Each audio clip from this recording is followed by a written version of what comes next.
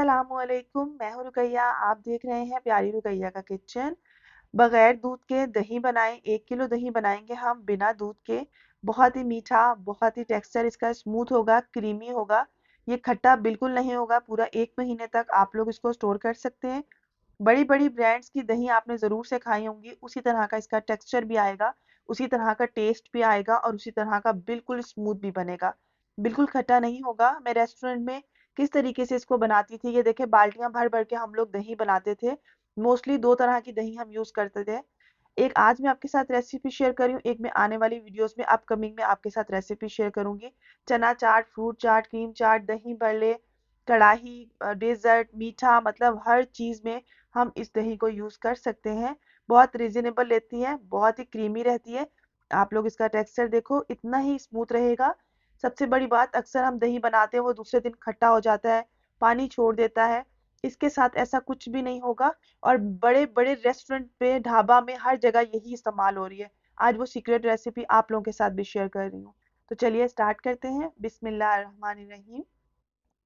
यहाँ पर मैंने 1 किलो पानी ले लिया है एक मग के अंदर, और साथ में मैं हाफ कप जो है मिल्क पाउडर का ले रही हूँ।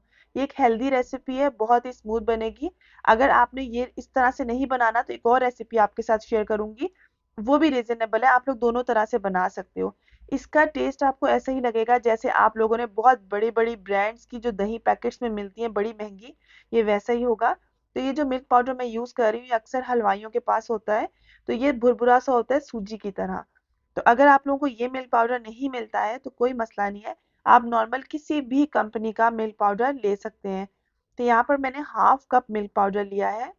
और अब मैं क्या करूँगी, मैंने एक मग ले लिया है। मग के अंदर मैं हाफ मिल्क पाउडर को ऐड कर दूंगी और हाफ कप में रख लूंगी इस तरीके से। अगर आप लोगों को ये वाला मिल्क पाउडर मिलता है तो बहुत अच्छा है, अगर नहीं मिलता तो मैं दूसरी तरह के मिल्क पाउडर से भी बना लेती हूँ। कोई भी फर्क नहीं आता इसमें। तो यहाँ पर जो है ना, ये अक्सर मेरी रेसिपीज में यूज होता है, तो मैं खुला 1.5-2 किलो रखती हूँ मिल्क पाउडर ये वाला। तो इसलिए मैं इससे भी बना लेती हूँ।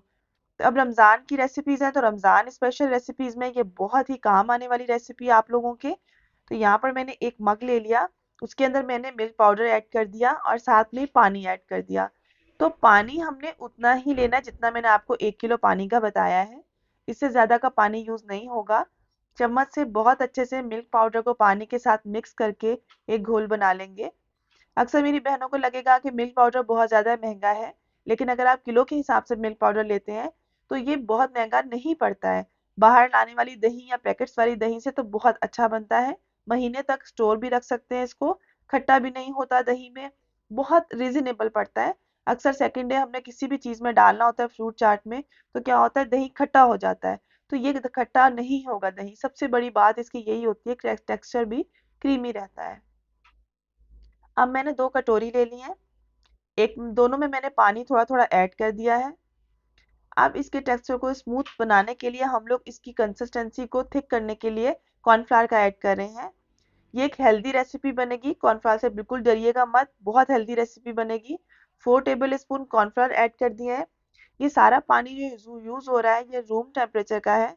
नलके का टैप वाटर ही यूज किया है हमने। अच्छे तरीके से इसे मिक्स करना है ताकि लम्स ना पड़े। पानी में मिल्क पाउडर को ऐड करना है या कॉर्नफ्लावर, मिक्स बहुत अच्छे से करना है आपने। तो जो बाकी बचा हुआ मिल्क पाउडर था वो भी मैंने ऐड कर दिया और अच्छे तरीके से इसको भी मिक्स कर लेंगे। कि हमारी तीनों चीज़ें हमारी बिल्कुल रेडी हो चुकी हैं। अब हमने किस तरीके से इसको बनाना है, तो मैंने यहाँ पर एक चूल्हे के ऊपर रख दिया एक सॉस पैन। फ्लेम मैंने मीडियम टू लो कर दिया है। इसके अंदर सबसे पहले मैंने एक मग दूध का जो हमने बनाया था मिल्क पाउडर से वो ऐड कर दिया और बाकी पानी ऐड कर देंगे। तो यहाँ पर मैंने पानी ऐड कर दिया, तकरीबन यहाँ पर 3 मग पानी और ऐड हो जाएगा। ये सारा पानी वही है जो हमने 1 किलो रखा हुआ था, थोड़ा सा कम है लास्ट वाला। तो ये जो है ना, हमने अच्छे तरीके से मिक्स कर लेना है, अगर कहीं मिल्क पाउडर वगैरह साथ लगा हो तो।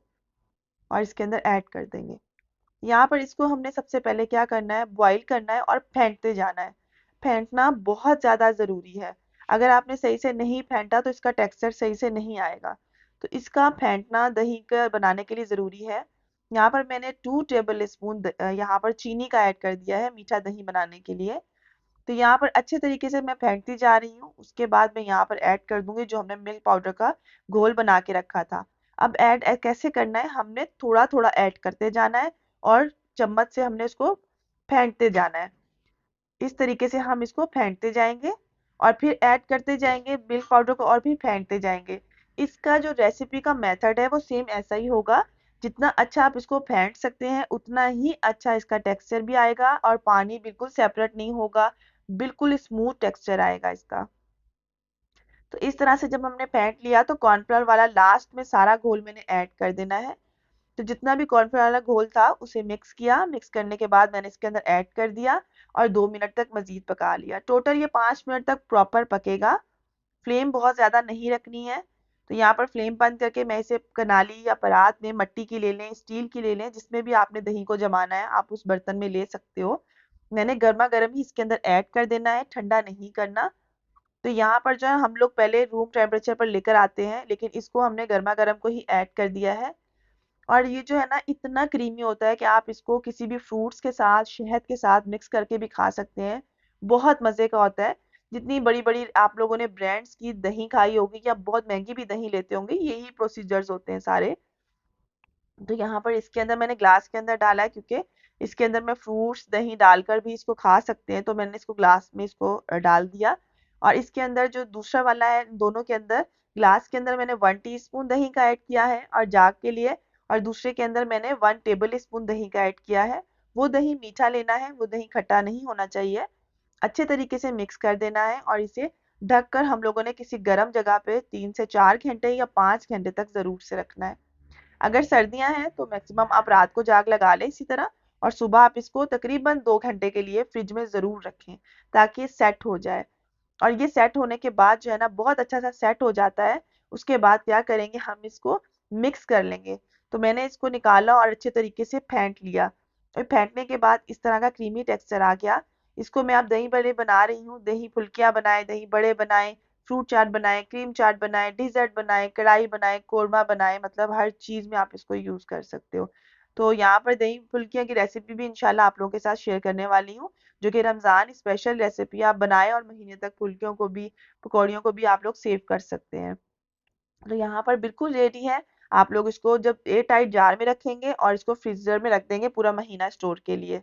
जब आपको रखना है इसको एयर टाइट जार में डाल के फ्रीजर में रख देना है। तो आप ये देख सकते हैं हम लोग इस तरह से कोई भी हम लोग चाट वगैरह बनाते हैं, हम उसके अंदर इसी तरह से बनाकर इजीली यूज कर सकते हैं। इसका टेक्सचर इतना स्मूथ होता है और इसका टेस्ट तो बहुत ही जबरदस्त होगा। मैं आगे चल के आपको बताऊंगी कि इस रेसिपी को हम बेकिंग में किस तरह से यूज कर सकते हैं इंशाल्लाह ताला, वो भी जल्द आपके साथ शेयर करूंगी। तो ये चना चाट जो हम बना रहे थे उसमें भी हम यूज कर रहे हैं और इस तरह से बाल्टियां भर भर के हम लोग यूज करते थे और बहुत मजे की बनती थी। तो आई होप ये वीडियो आप लोगों के लिए बहुत हेल्पफुल रही होगी। मिलते हैं एक न्यू रेसिपी के साथ, बहुत ही यूनिक, बहुत ही इजी और बहुत ही जबरदस्ती रेसिपीज के साथ। अल्लाह हाफिज।